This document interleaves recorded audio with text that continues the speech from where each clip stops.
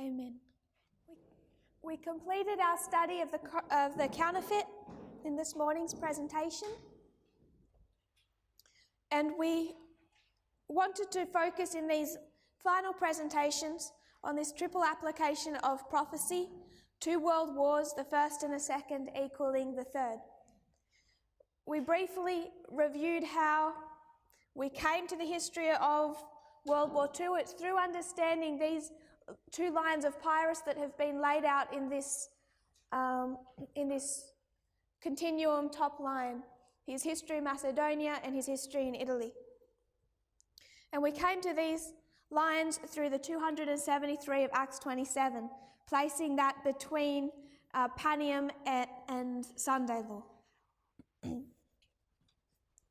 That was where it began, and then in understanding Pyrrhus as representative of the King of the South, that study was expanded upon. We've laid out his history. He begins to be involved in world politics through the Fourth Diadochi War. We covered, this is just a brief, a summary of what happened after the death of Alexander. Alexander dies, you have that one horn broken, 22 years, these 4 Diadochi wars, resulting in the Battle of Ipsus, where you have our 4 generals dividing up his empire into the 4 winds of heaven. In these 4 wars, in the first 2, many generals fight over that territory until it's finally consolidated under the control of 5. And at the beginning of the Third Diadochi War, you have 5 generals. Antigonus is by far the most powerful, and united against him, as they see him as their common threat, are our 4 generals, our famous 4 of Daniel 11. Third and Fourth War, 2 wars with an armistice in the middle. You have the same players. Pyrrhus enters into that history by fighting as a general of Demetrius. He comes into an alliance with Demetrius in 303, the 4th war having begun in 307. He fights as a general of Demetrius in the Battle of Ipsus, but then this alliance between Pyrrhus and Demetrius begins to disintegrate, and they fight against each other. Pyrrhus first invades the territory of Demetrius, and then Demetrius invades the territory of Pyrrhus. Then you find Pyrrhus joining those allies that he had fought against at Ipsus, turns on his former ally Demetrius, defeats him, and Demetrius' territory is divided up between east and west, between Lysimachus and Pyrrhus. This sparks a Cold War. Lysimachus wins this Cold War. Pyrrhus loses all but Epirus and surrenders Macedonia, gives up any attempt to establish his empire in that territory. He travels to Italy, as this is where there is a new war breaking out between the north and the south, between Rome in the north and the city-states in the south, united under Tarentum. The same year he loses Epirus is when the beginnings of this war develop, where one of those city-states is changing its allegiance from its southern relatives, particularly Tarentum, to Rome, the superpower in the north. Tarentum responds by attacking Thurii, and war is declared between Tarentum and Rome. Pyrrhus arrives and begins preparation for war. He brings Tarentum under his control, begins forcing them to build up a military and fortify the city. And then you find the first battle between Pyrrhus and Rome at Heraclea in 280 BC. Winter prevents them from fighting again immediately, but the following spring they meet at Asculum. Pyrrhus defeats Rome. Both battles he wins because of elephants. He goes to Sicily, becomes a dictator, desecrates a temple. His plans in Sicily do not eventuate. He finds that Rome is again threatening the south. He goes back to Italy and fights Rome one more time at the Battle of Beneventum, where he is defeated because of elephants. You find him flee back to Epirus. Rome has control of the south, except for the city of Tarentum, which they have under siege. And just 3 years later, Pyrrhus dies fighting in the city of Argos. He makes bad decisions in this battle, but one of the key bad decisions that comes out of this battle is bringing elephants into a city where you're fighting in tight alleyways, and his exit route, he finds his exit route blocked. So Pyrrhus dies, he's 46 years old. Argos, which means essentially harvest, is where he comes to his end. Rome goes to Egypt, formalizing this alliance, and Tarentum surrenders. Rome properly now officially has control of the whole of the south of Italy. I'm not going to review this study. It was handed out in a card earlier. One of the lines put up at the top of the board showing the development of the message, the leaders of Epirus, and connecting them to the leaders of the King of the South in our history. And what we were able to demonstrate was that you have Pyrrhus, he co-rules, and then he comes back. And through the leaders in our day, and lining them all up, we were able to demonstrate that Pyrrhus is Putin. Putin ran for 2 consecutive terms. In 2008, it's recognised he cannot run for another one because he's already had 2 4-year terms beginning in the year 2000. He's forced to co-rule with Medvedev, and then after Medvedev serves 1 4-year term, Vladimir Putin comes back solo. We go back to the very beginning, and we remember the beginning typifies the end. We find Admetus. If we were to trace back our leaders, we find Stalin. And then you can start taking this history. Pyrrhus is Putin. But then you can also take this history and trace the history of Gorbachev and the history of Lenin.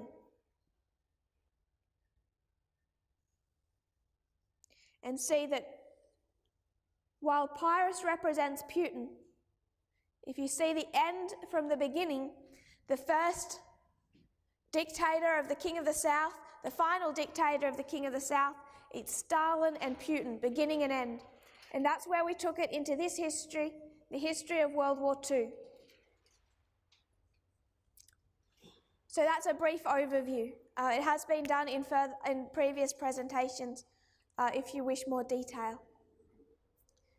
So we come back into the history of Stalin, and we begin to trace that history. The first time you see this conflict finally break into the open in Europe is in the Spanish Civil War. There has been an ongoing proxy war between the 2 factions within Europe, the 2 factions being fascism and communism. You find that the governments of Europe are dividing into these 2 camps, and there's this war developing between fascism and communism. This breaks into a proxy war in Spain, where the communist Soviet Union is supporting one side in the Spanish Civil War, and Germany and Italy, Hitler and Mussolini, are supporting the fascist side in the Spanish Civil War. So this is all predated by this proxy war. And the 2 main powers involved in that proxy war is Germany, which is fascist, and the Soviet Union, which was communist, supporting opposing sides. This all ends on the 1st of April, 1939. You then find that these ideological enemies go into an alliance. And on the 23rd of August, 1939, you have an alliance known as the Molotov-Ribbentrop Pact. An alliance between Stalin and Hitler. who were supposed to be in this history ideological enemies. So we have an alliance between Pyrrhus and Demetrius, the king of the south and the king of the north in 303. We have an alliance between Stalin and Hitler at the Molotov-Ribbentrop Pact. Ideological enemies. The reason Hitler wanted this alliance so badly is because he needed to know that he had peace on his eastern front because he wants to invade Poland.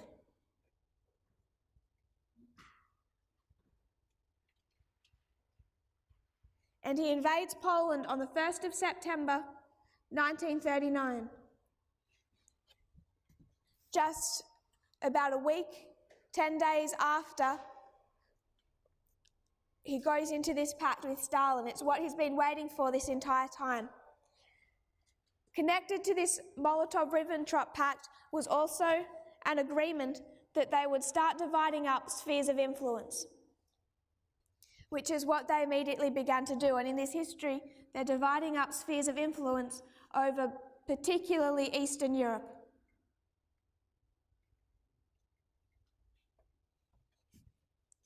They have a breakdown in their relationship, August of 1940. By August of 1940, Stalin is unimpressed with the behaviour of Hitler, that Hitler is not fulfilling economic agreements between the countries. There's this breakdown in communication, and for the month of August, Stalin stops supporting Hitler economically. Much of Germany's economy that enabled them to fight World War II dependent on trade with the Soviet Union. Without trade with the Soviet Union, Hitler would never have been able to fight World War II. So for the month of August, Stalin pulls that plug and stops supplying Hitler with the resources he needed for that World War. With this invasion of Poland, there were three allies: Poland, France, and Britain. And France and Britain had gone into an alliance with Poland and said, if Hitler invades you, then it's war with us. So you have this threefold alliance, three allies.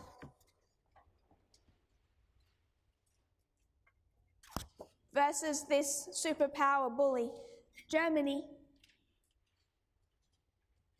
And in this history, Germany backed by the Soviet Union, Stalin. August of 1940, there's this breakdown in their alliance. By the end of August, they make peace and the alliance continues. But the damage has already been done. They were enemies from the start, but both had something to gain by having a temporary alliance with their enemy.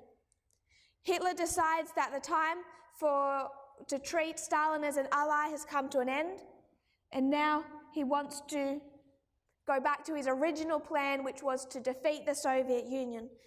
And on the 22nd of June, 1941, find Operation Barbarossa.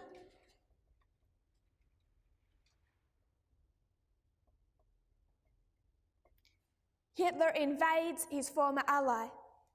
Hitler being the king of the north, the Soviet Union the king of the south. So they begin with an alliance, and then as a result of that alliance, they're able to fight a threefold enemy. This is Poland, France, and Britain. In this history, you have Demetrius he already is a king. His father is killed, Antigonus is killed, but Demetrius becomes really to take over what's left of his father's empire, as well as his own holdings. You have him supported in this battle by Pyrrhus, and you have Germany supported by the Soviet Union.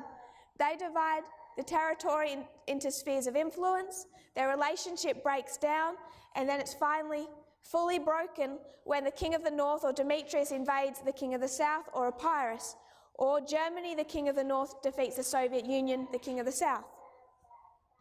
So we're able to make this parallel. Because the king of the north has invaded, it drives Stalin into an alliance with the allies he opposed back when he was in that original alliance. So in the history, just prior to 1945, we find Stalin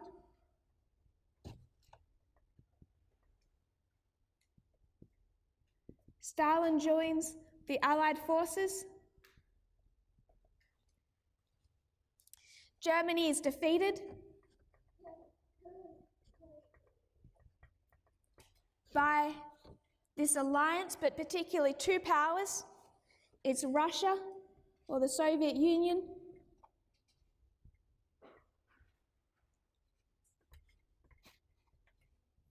here they come from the east into Germany, driving all before them, and from the west comes this new power, the United States.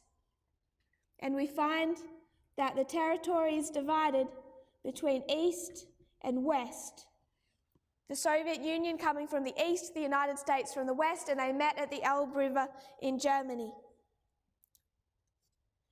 This sparks a Cold War between the Soviet Union and the United States.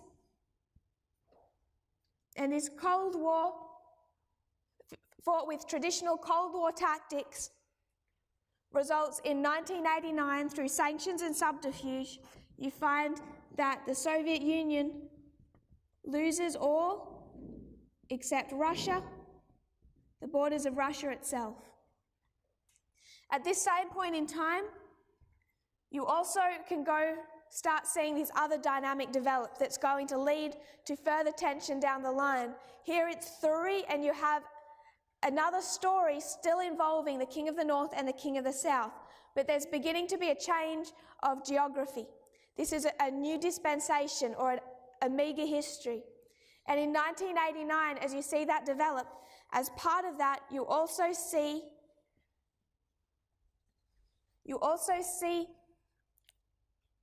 those satellite states of the Soviet Union changing their allegiance from their traditional relatives in the East to the United States. And the one I want to particularly highlight is Ukraine. It's not a coincidence that it's Ukraine that we thread through that history. It's Ukraine that we place in 2014, 2018, and in the last few weeks, 2019. You can thread Ukraine through our reform line from 1989, but beginning in this year, it changes its allegiance from its traditional relatives in the East who have in the history previously controlled its affairs, now to the West, and it's looking to the United States. It does that in 1989, but the years after this, after 1989, it still has some affiliation with Russia. But within it, there begins to be this movement that wants to integrate Ukraine into the European Union and NATO. So you find in 2014 that this dynamic occurs again, and again Ukraine overthrows their Russian sympathizing government and turns their eyes to the West and says, we want to ally with the West or with Rome. And when they do that, when they overthrow their Russian sympathizing government and start to push for this, again for this alliance with the West, you find Russia respond. And Russia attacks Ukraine.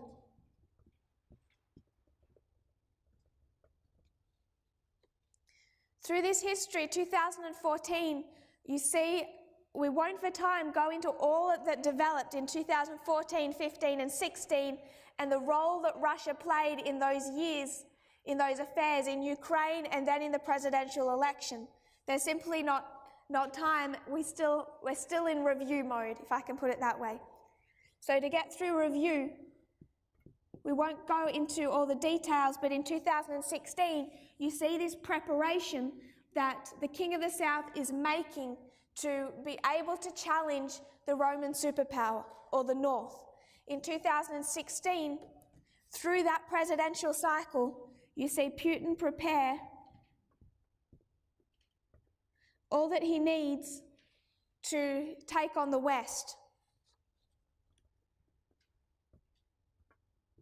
That happens through the election cycle, and Tarentum is preparing through this election cycle, so through the years of 282 to 280. But 2016, you can mark some escalation of that, and it's also within the King of the South itself. Pyrrhus is preparing Tarentum for war. Putin is preparing Russia itself for war, and in these years, he starts to have, really from 2011, but you can mark 2014, 16, and he's just fully implemented it in the last couple of weeks, a full control over Russia's information networks. He also establishes in 2016 his personal private army, known as his Praetorian Guard. Then we find these other battles. When we line these up, you can see it's connecting our waymarks in this history now. We have 2014, 2016, and we label this one, the next waymark on our reform line is 2018, the Battle of Heraclea, and we saw in the November to December, particularly marking December 19 of 2018, this battle between Russia and the United States, or between Putin and Trump. And in this history, it was a win for Putin. And what they were fighting over is spheres of influence, particularly as it relates to Syria and Ukraine. Again, the two countries that we can go back and thread through these previous waymarks. We should all be well aware with everything that's developing within Syria and Ukraine. Remembering that World War II had how many fronts? Two fronts. There's an eastern front and a western front. We'll review that in a moment. And then we have the battles of Asculum and Beneventum. These line up with the battles that we know most familiarly as Raphia and Panium. 2019, we have expected to be a battle similarly to this one, but in double the size, double the victory for Putin. Putin also victorious. And if you followed the history of the last couple of weeks, then you already know that this battle is under fulfillment.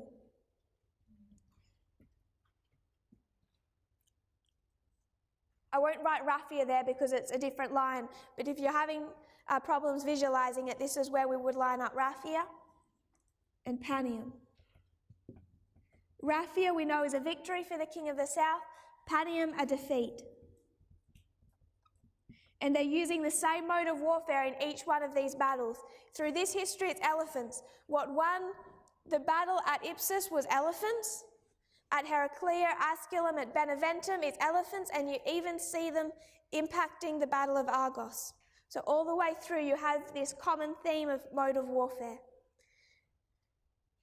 This is where we are right now in our history, watching that fulfillment. And we know in the future that at Panium, the King of the South is defeated. We expect to see some type of alliance form in 273. We may revisit this later in our studies after World War I. But keep in mind this alliance that formed, and we know that the King of the South begins to fall at Panium, and its fall is complete at Sunday-Law, the completed fall of the King of the South.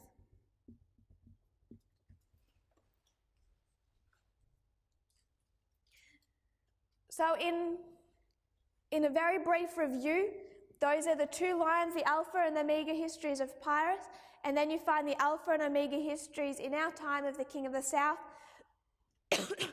In its Alpha history, it's Germany versus the Soviet Union.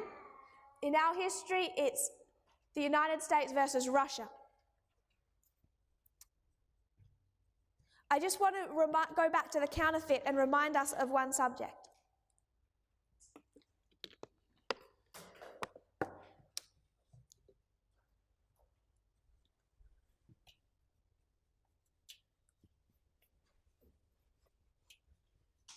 When it comes to the counterfeit, we laid it in what years? Their alpha history. We have the alpha history of Israel, the alpha of modern Israel, and it's what history? 1798 to 1844. If we're to use that narrative Ellen White gives us, you can see it in different ways, but in the lines she gives us, it's 1798 to 1844. It's this 46-year history. There's different ways you can place the angels in this history.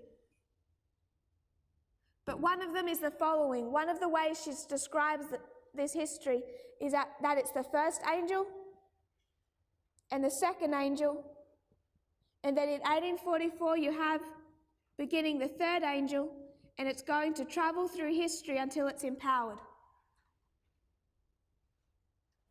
When you see the counterfeit of that, it's 1899 to 1945.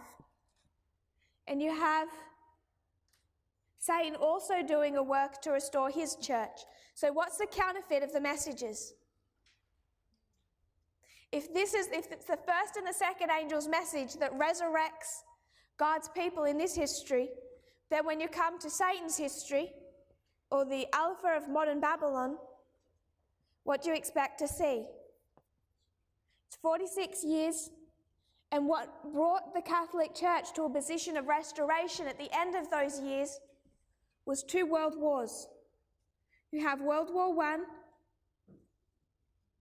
World War II, and in 1945, with one logic, if we repeat what Ellen White gives us, World War III. The logic to see this Cold War as World War III is it's the United States versus the King of the South.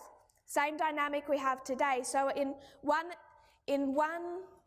line of thinking, the third angel's message began October 22, 1844. In one line of thinking, World War III began with the Cold War at the end of World War II in 1945.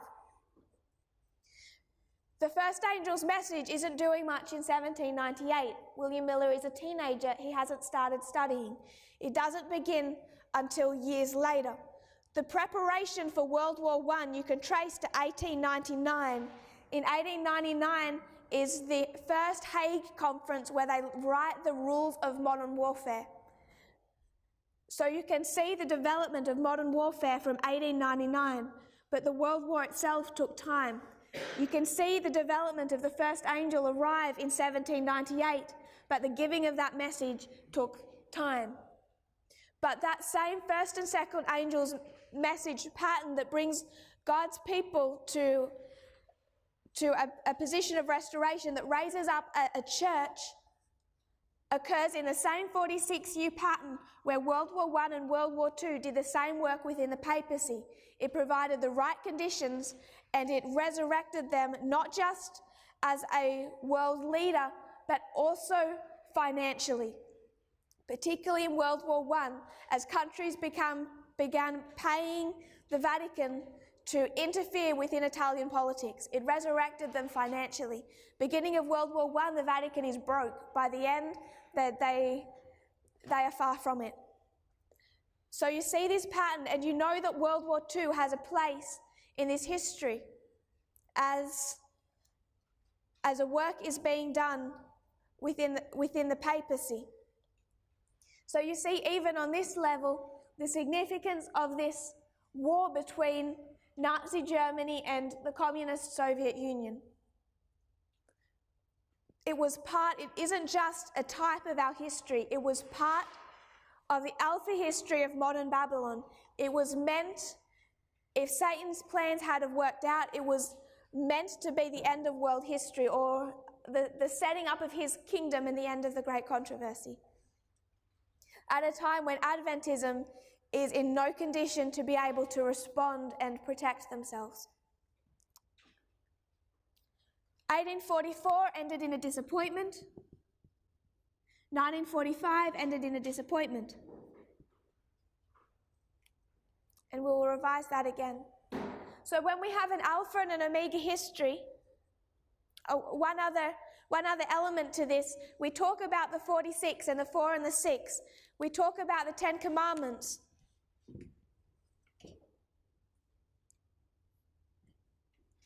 Also typifying our chart.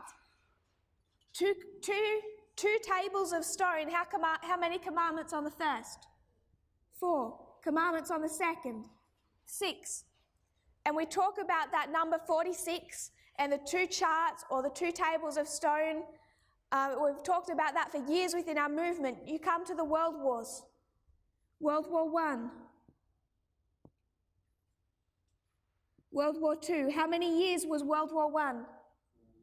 1914 to 1918. How many years was World War II? 39 to 45. So you have the 4 and the 6. All of this is Satan counterfeiting the work within his own church, the same, even some of the same prophetic symbology as he's already recognizing God is implementing in his own church. So these world wars, and you know from this pattern that World War I must have deep significance as well, because both world wars take part in the history of the Alpha of modern Babylon. So the next step after these lines were completed was to overlay them. When you have an Alpha and Omega history, if you're going to talk about the Alpha of modern Israel and the Alpha of ancient Israel and the Omega of ancient Israel, and the Alpha of modern Israel and the Omega of modern Israel, what do?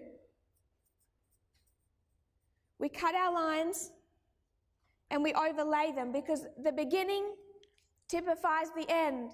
And you can make that application if you cut the line and overlay them.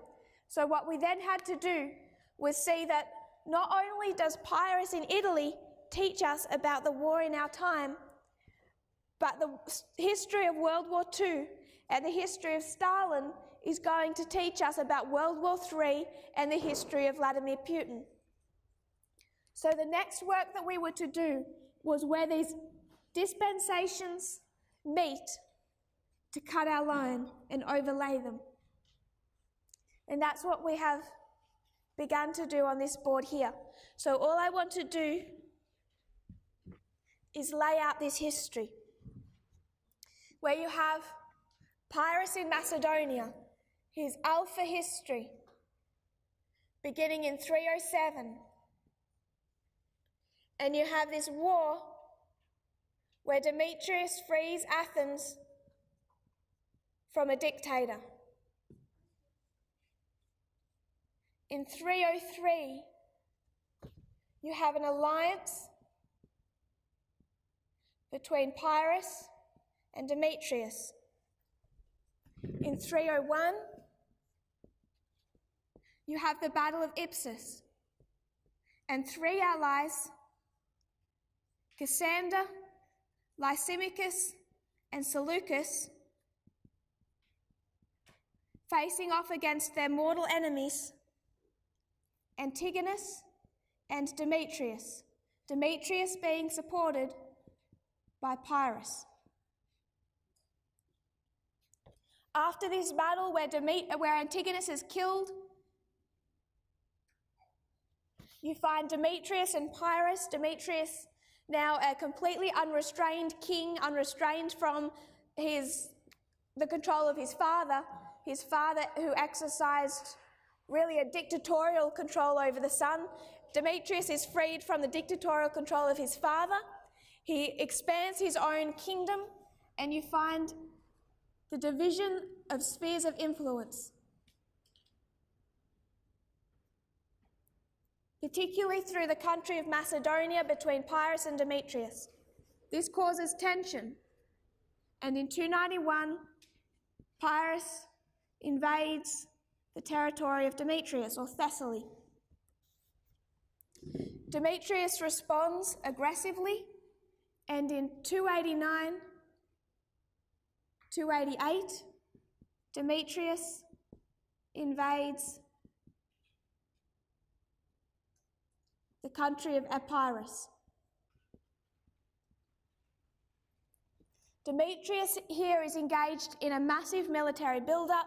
Those three allies that Pyrrhus had fought against, he now goes into an alliance with.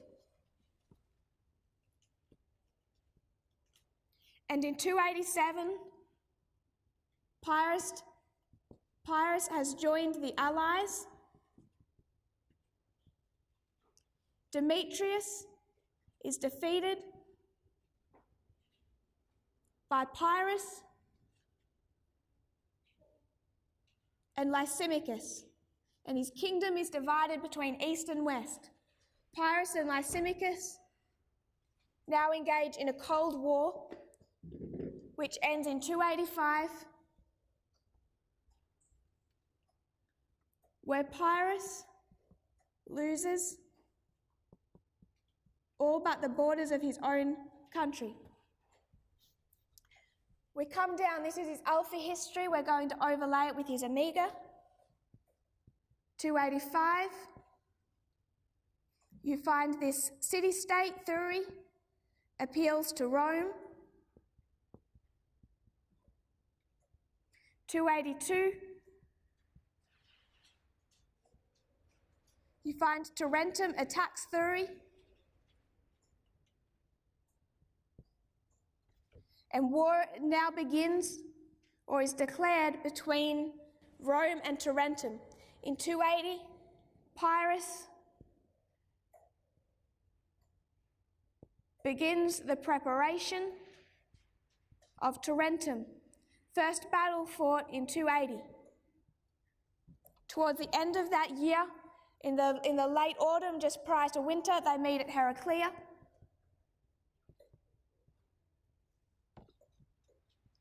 Pyrrhus wins, thanks to his elephants.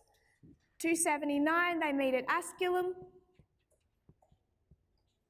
It's twice the size of Heraclea. Pyrrhus wins. He acts as a dictator in this history, more than he ever had before. He desecrates a temple. It's a pagan temple, but isn't benefited by it. He comes back and fights a final battle with Rome, the Battle of Beneventum, and he loses that battle. And you see, because of his loss, that Egypt starts taking notice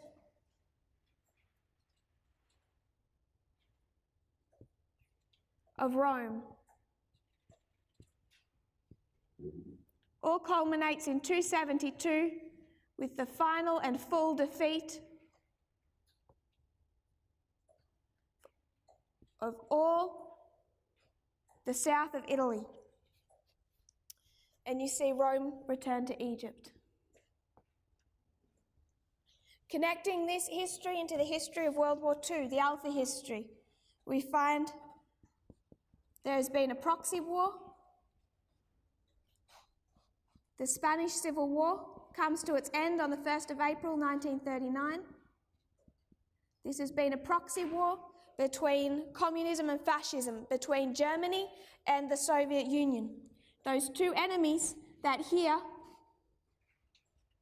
were engaged in opposite sides go into an alliance on the 23rd of August, known as the Molotov-Ribbentrop Pact. Hitler wants this pact so he has peace with his natural enemy, because he wants to begin a war on the Western Front. Poland is invaded on the 1st of September 1939, and Hitler is boldly attacking three allies, Poland, France, and Britain.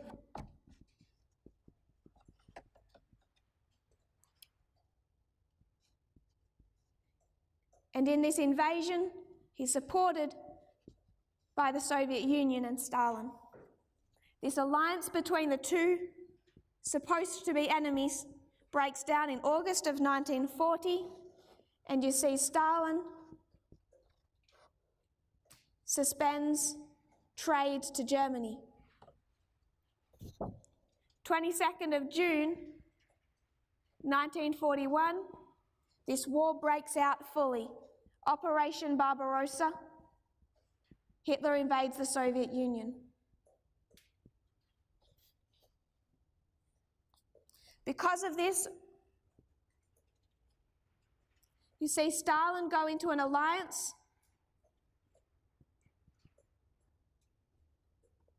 with the side that he had previously opposed, the Allies.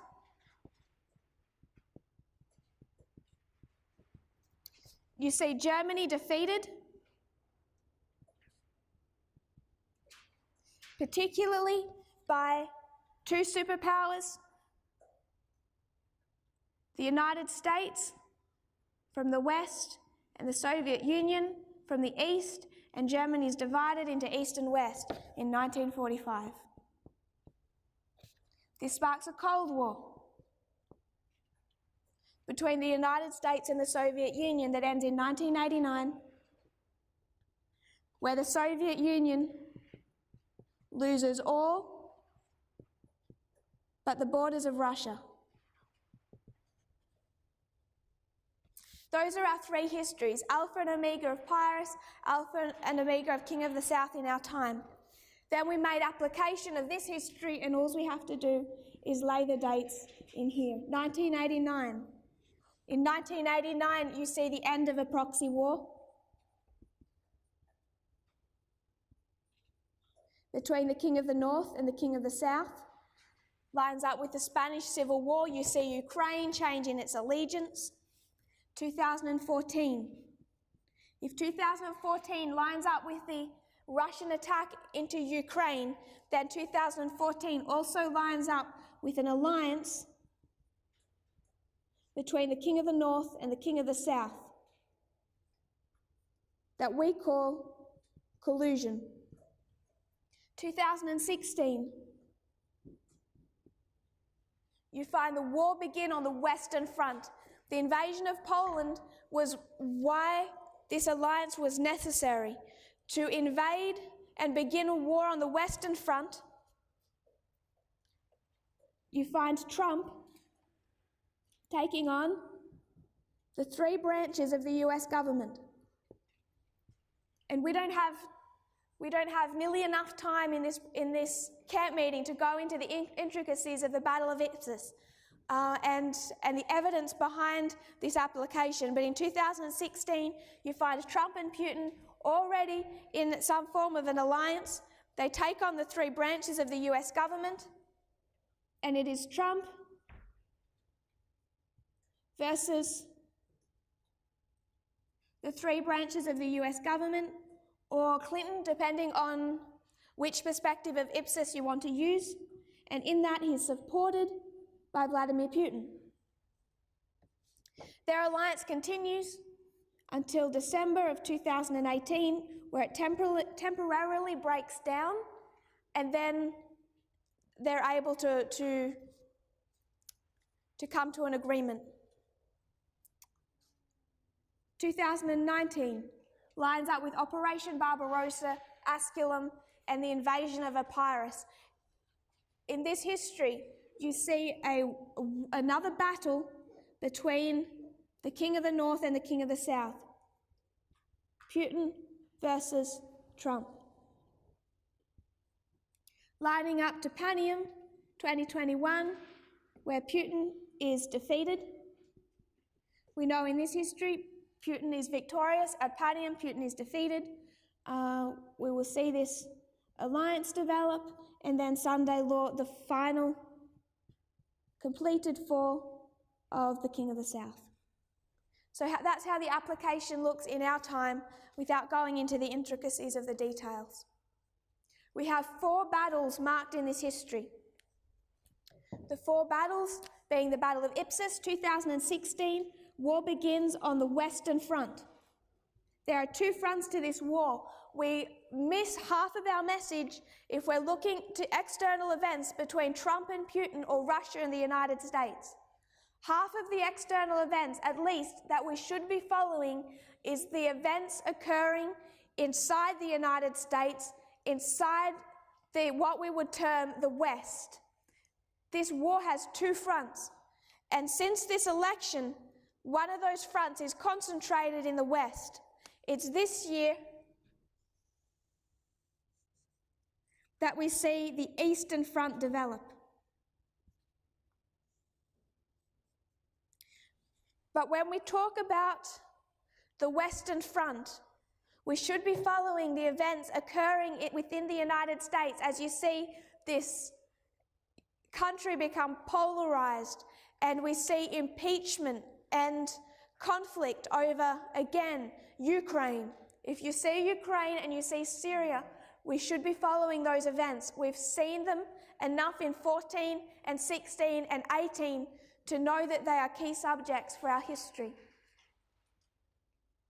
So when we overlay our lines, without going into all the proofs and the details, this is what we find. That we have this history of 1989, the end of this proxy war, and then it heads straight into this history where you see Putin and Trump coming into this friendship, this collusion, all with the goal in mind of this 2016 election battle. 2016 being the first battle, you know that elephants decided that battle of Ipsus, and elephants decided Heraclea, Asculum and Beneventum and are involved in Argos. So you know that you're seeing the same mode of warfare throughout our reform line.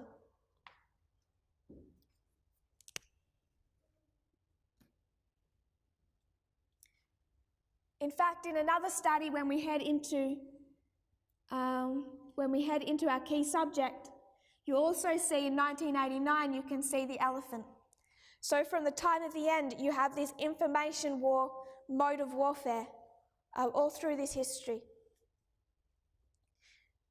This is just revision so far. All of this has been presented throughout the year, either as a summary or in some places in quite detail. But it is just revision, because what I want us to note is how much we're missing with just this application.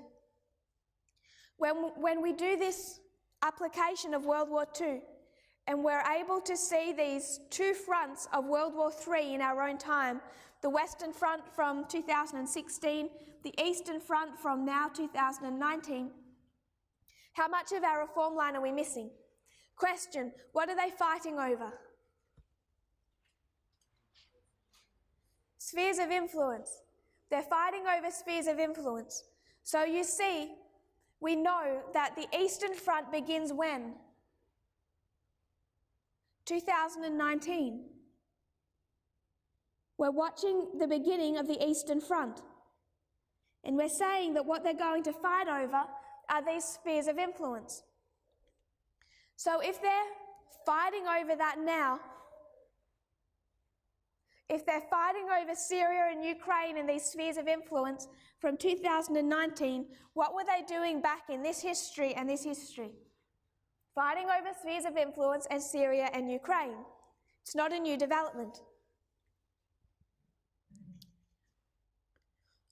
Our other problem is we have 1989 here, the end of this proxy war.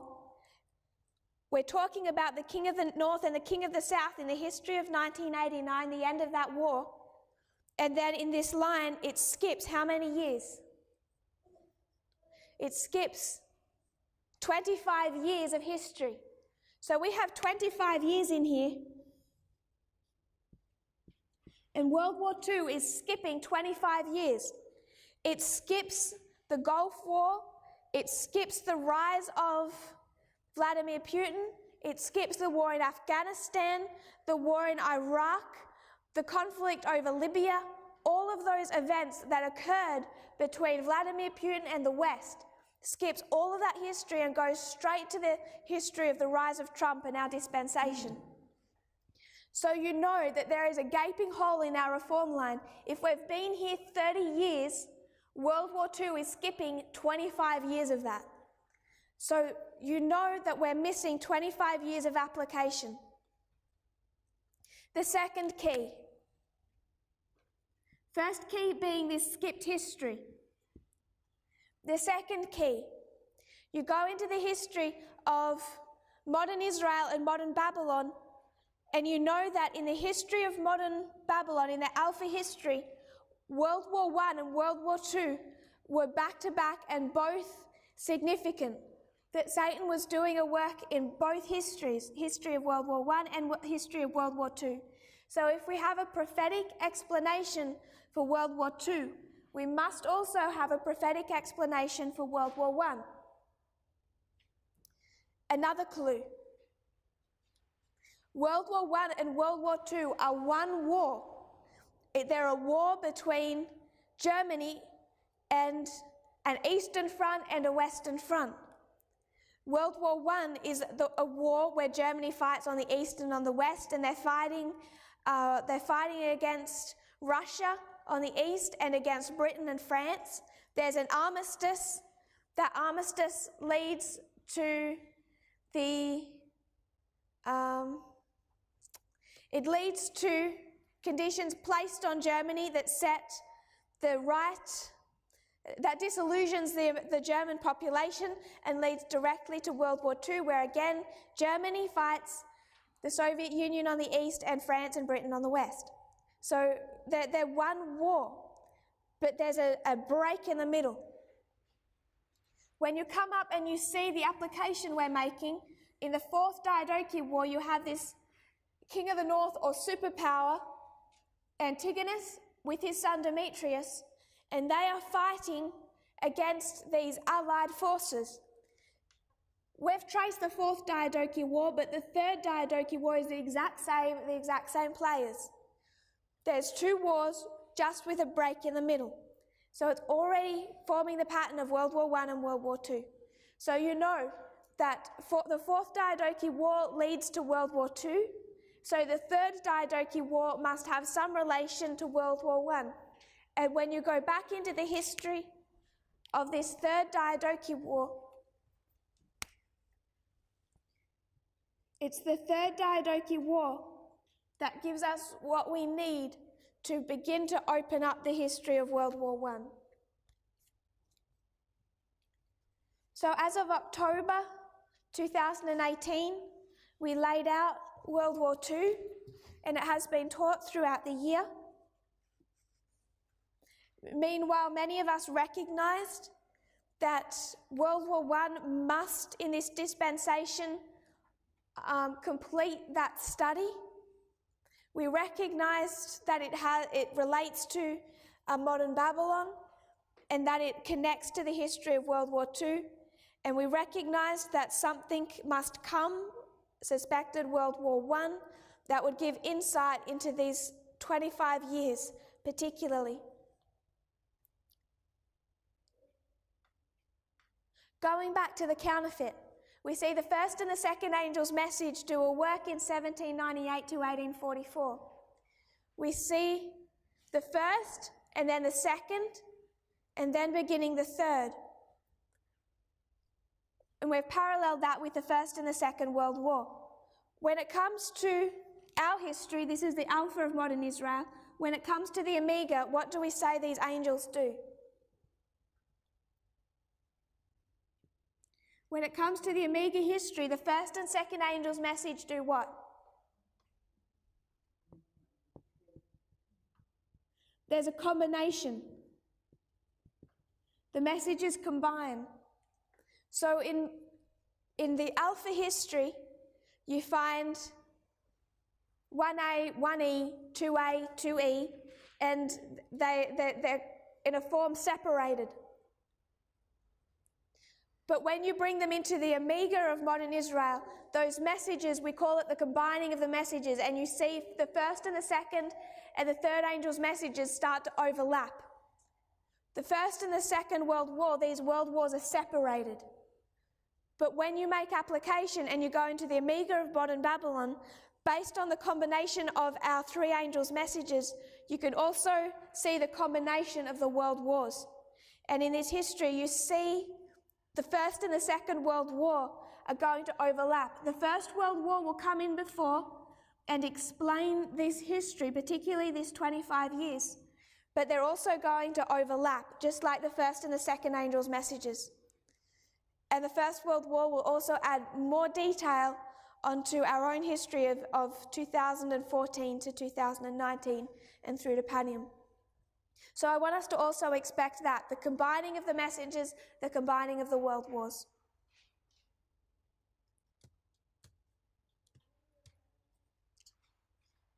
Before going into that history, because we're almost out of time, I don't want to begin that explanation of the Third Diadochi War and World War I. What we're finding as these presentations have been studied and shared is that all of us, myself included, have to learn some parts of history to make sense of these developments. So part of our explanation is to go into that 25 years, the Iraq War, the Gulf War, and actually understand what happened. So part of this is just a historical overview. And that can get tricky sometimes in the past, even recently, because I've said something as like a historical overview, people have taken it as a prediction. So I have to be careful when I do that. Sometimes in just repeating past history, people then think, oh, she's making a direct application for our time. And sometimes you're just trying to catch people up on some events of history. So I want to, when we come back to tomorrow, we're just going to cover some of this history from 1989 to 2014 before we begin to make application. So I'll do a short review and then a quick explanation of that. Before discussing World War I, we've wanted to review World War II, and we've done that by going back to Pyrrhus, seeing his Alpha and Omega histories. We come into our history, really the history of the end of the world, and seeing the Alpha and the Omega of the King of the South in our time, first under Stalin and the Soviet Union, now under Vladimir Putin and Russia.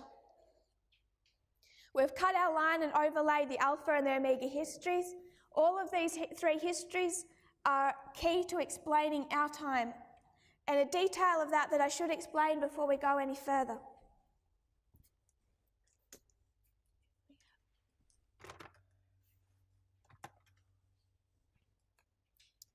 The difference between Alpha and Omega histories, just a quick revision of that because it becomes important when we consider World War I. The principles will stay the same. This is an Alpha history. In the Alpha history, when you come to the North and South fighting, or Pyrrhus and Demetrius fighting, what happens? In 291, you see now this fight between Pyrrhus and Demetrius, and who won in this fight? It actually wasn't. I would say that this is a victory for Demetrius. Pyrrhus invaded the territory of Demetrius, but he is very quickly expelled. He's too afraid to even fight Demetrius in battle, and he flees back to Epirus with his tail between his legs. So this is a victory for the King of the North. Demetrius invades Epirus, and who won? Pyrrhus couldn't even defend his own country. This was a victory for Demetrius, the King of the North. 287. In 287, Pyrrhus fights Demetrius again. It's a victory for the King of the South, and then Pyrrhus loses all but Epirus in 285. But it's these three battles that relate to wars between the King of the North and the King of the South, or Pyrrhus and Demetrius. They're the three key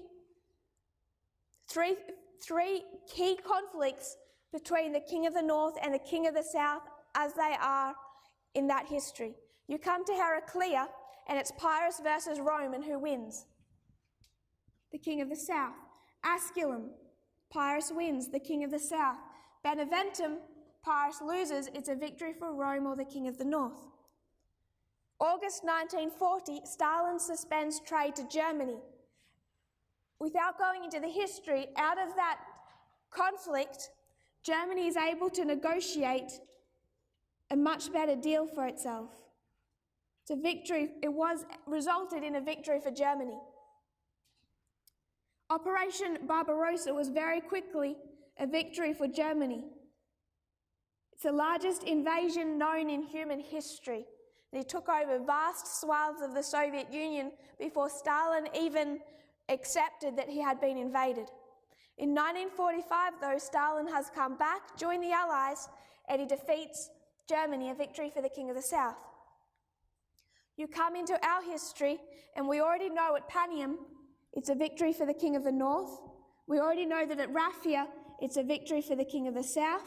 And if you trace the history of December 2018, it was a history of a victory of the King of the South. This connects also is another witness to the study of half right and half wrong.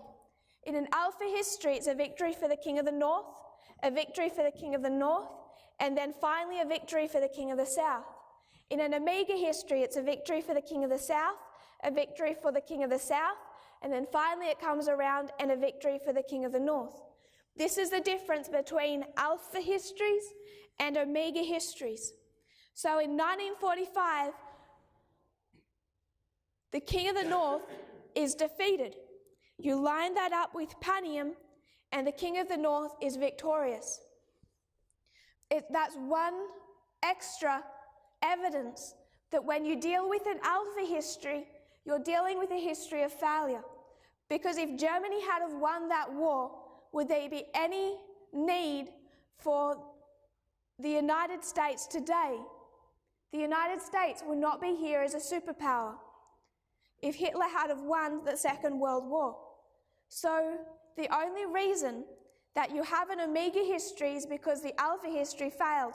The only reason you have a reform line of the 144,000 is because the Millerites didn't finish the work. The Omega history exists because the Alpha history failed. And you see that it forms a pattern where when you see those key waymarks and who wins and who loses, that they're switched between Alpha and Omega.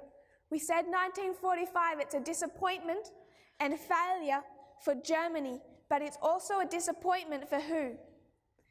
The papacy. 1844 is a disappointment for God's people, for his movement. Is Panium a disappointment for the King of the North? No, and it's not a disappointment for the papacy. So people using these histories of failure to say that at our close of probation, we must have disappointment and failure are failing to understand the difference between a history of failure and a history of success. And that was the mistake that Elder Jeff made in April this year, when he used histories of failure to say essentially the same thing as, well, the King of the North was defeated in 1945, the King of the North must be defeated at Panium. And he knows that's not the case. He's failed to understand the difference between histories of failure and histories of success. It's one evidence that we have that in Omega history, like in the history of Christ, the message was perfect. The only disappointment that was felt in that history was a disappointment of those who failed to unlearn the first angel's concept of what the end would look like. Those who held on to the message of John were the only ones disappointed at the cross. For Christ, it was complete and utter victory. He defeated the forces of Satan once and for all. Omega history, success if the message is accepted. Alpha history, disappointment.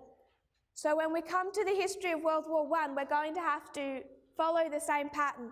World War I is in what history? It's a history of failure. So we already know that when we make application of this history of World War I, that there are the battles between the King of the North and the King of the South must be switched. And we will make that application when we come to it. We're out of time, so this completes our revision of World War II. When we come tomorrow, we'll discuss World War I and the events of 89 to 2014 particularly, and then as it extends through our reform line. If you kneel with me, we'll close in prayer. Dear Father in heaven, thank you for our blessings. Thank you for bringing us together. We know, Lord, that we are living in a momentous time in Earth's history. Lord, we know that Satan is angry and he wishes to destroy us. But Lord, you promise your people that this is a history of success. You've evidenced that through us with the reform lines that you gave to us 30 years ago. I pray, Lord, that we'll have faith in them. I pray you'll continue to teach us and lead us. In Jesus' name, amen.